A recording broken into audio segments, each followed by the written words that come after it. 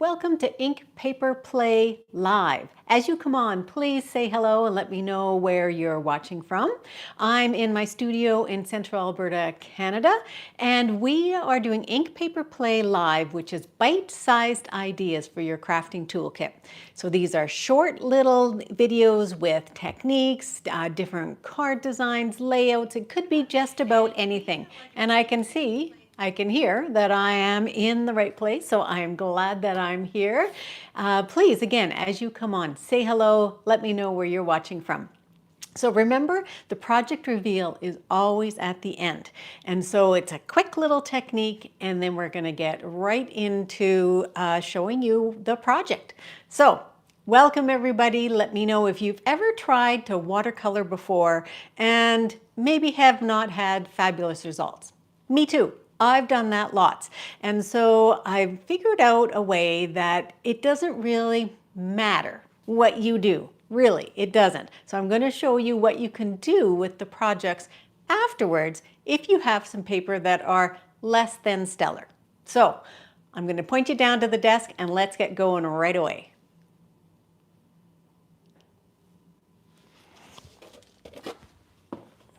So I know it's just gone black, but that is on purpose because I do want you not to see everything here. I don't want you to see all that stuff in the background. Okay, so we have everything that you need for your supplies. And it's not really as many things as you might think. So you need to have some ink refills. So your ink refills are probably your biggest, it's how you're going to add your color. And instead of watercolor, we're using ink refills which do have a water base. So today I'm going to be working in the blues. I have balmy blue, cloud cover, and night of navy. Now, some ink refills don't work as well as others, so it's just a little bit of trial and error. You're going to need some Fluid 100 watercolor paper, and I've cut these in half. So they come in 5x7 sheets, and I've cut them in half for what we are going to be doing. You need an acrylic block that is a good enough size that you can get some of your dots on there. So I'm going to show you how I put my dots on. And then you need some brushes. Now, if you have a water painter, an aqua painter, these will be great. I'm going to show you how to do this also if you just have some brushes in your toolkit, because you don't have to go out and buy an ink refill or a water painter unless you really would love to have one. And then you need to have some water. Okay, so those are our ingredients, and we're going to start with the ink refills and our water painter.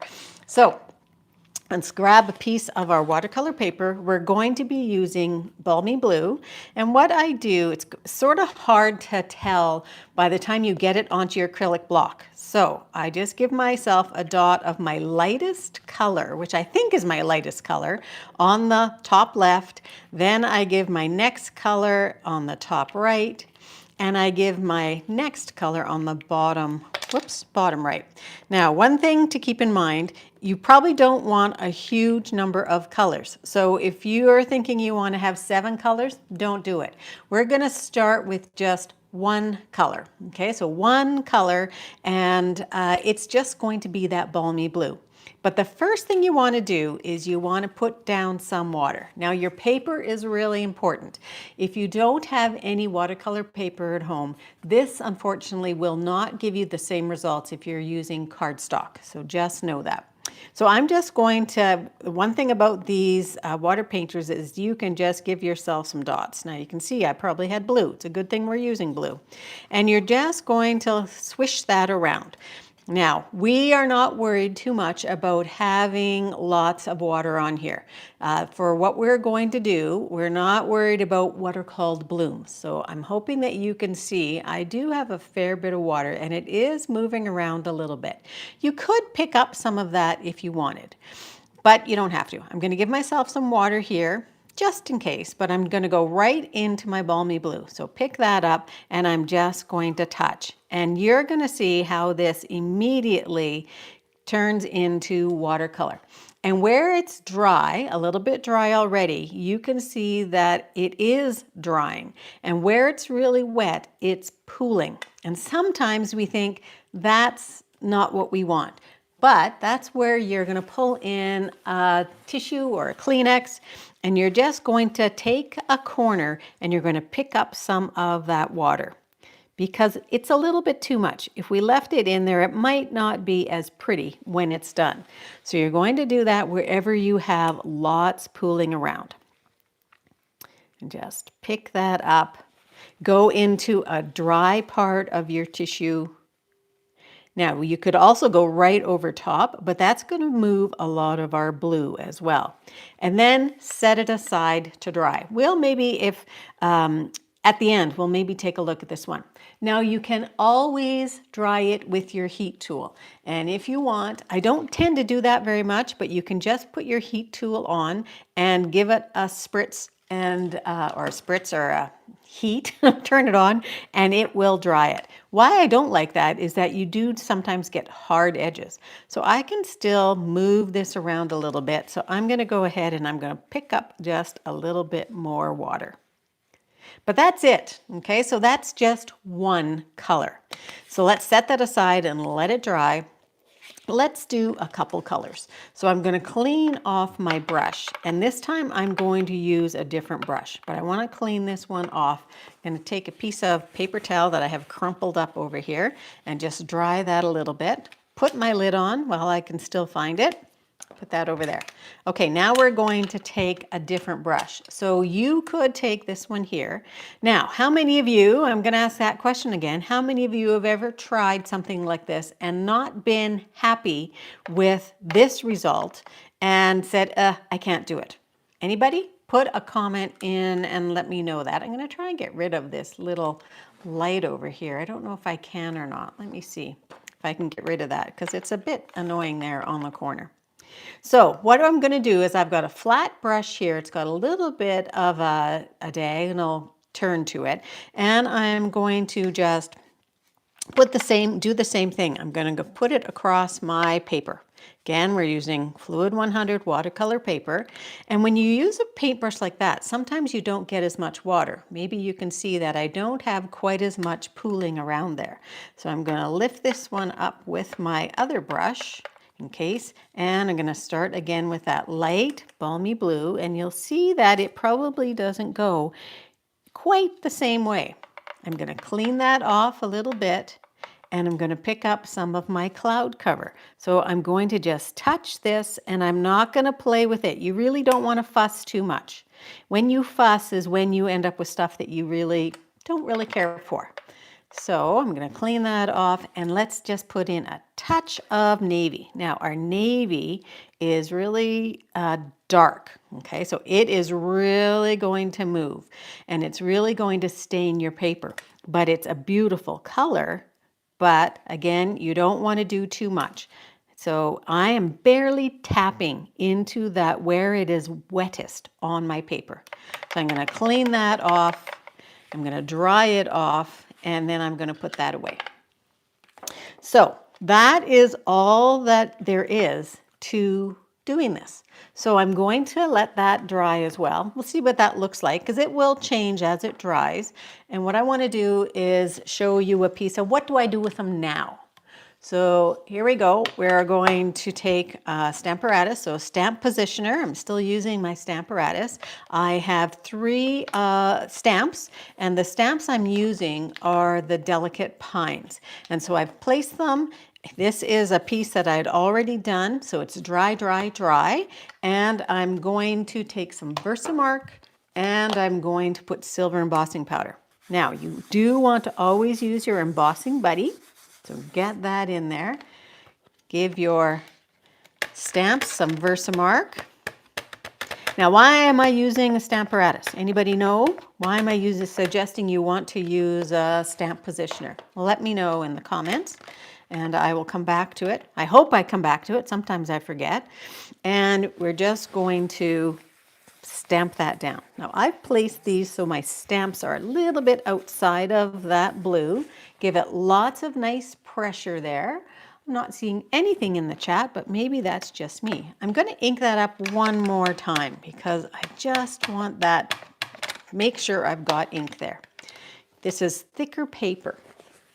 So sometimes with your thicker paper, you do need application of ink. Okay, so I've got that. Let's take that out of there, put that aside, and I'm going to pull in my silver embossing powder. And I thought silver and our colors together. So these were the same colors as what I just put onto the paper to show you. So let's give that a little bit of a flick. And I'm going to heat that up.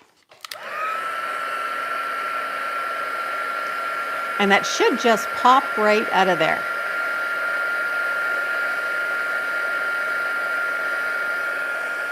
I should have warmed this up just a little bit.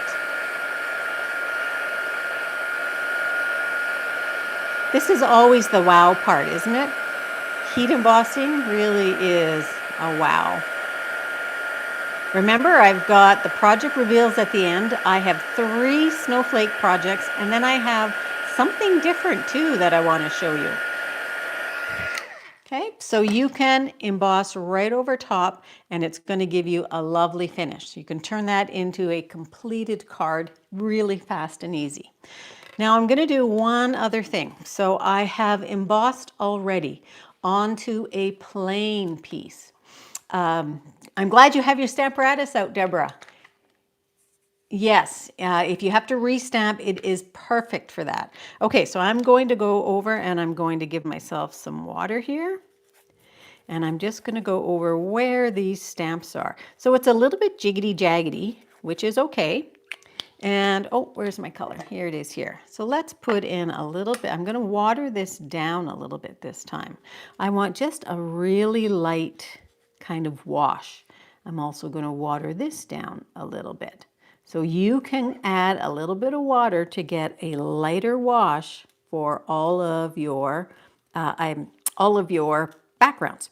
So this one, I want it to be soft for Christmas. Same with my navy. I'm really going to water that one down because it is so intense. And we are just going to add, again, a little bit of that just in a couple different spots. Okay, I don't want a huge amount of that. And I'm just going to now clean this off. So I'll do this here. Grab my paper towel again.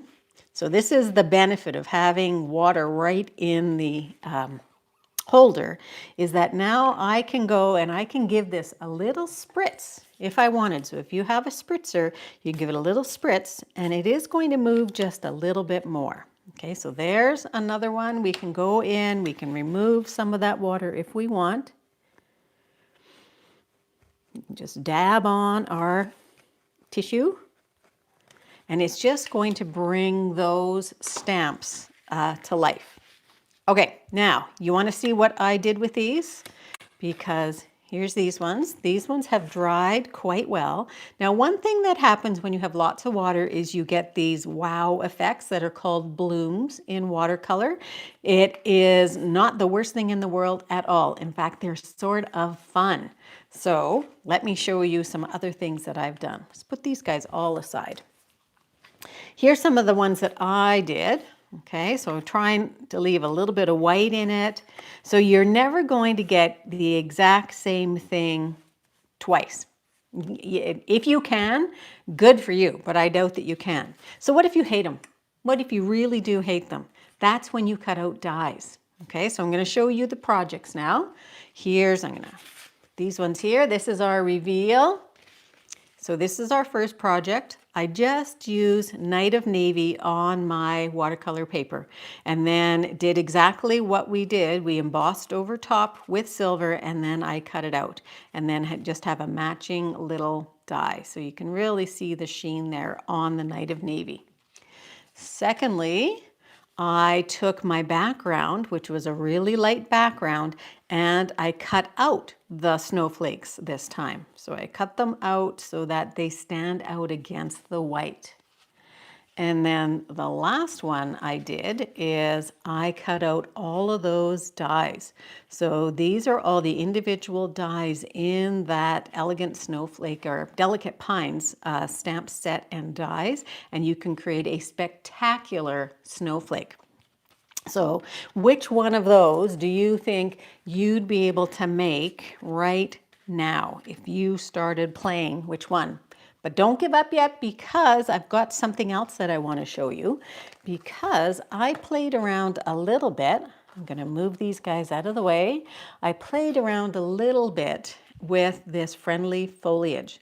So the friendly foliage is one that is new. It's an online exclusive that just came out at the beginning of November, and it's perfect because it's all occasion, and all of us like all occasion, right? So this is in the new format.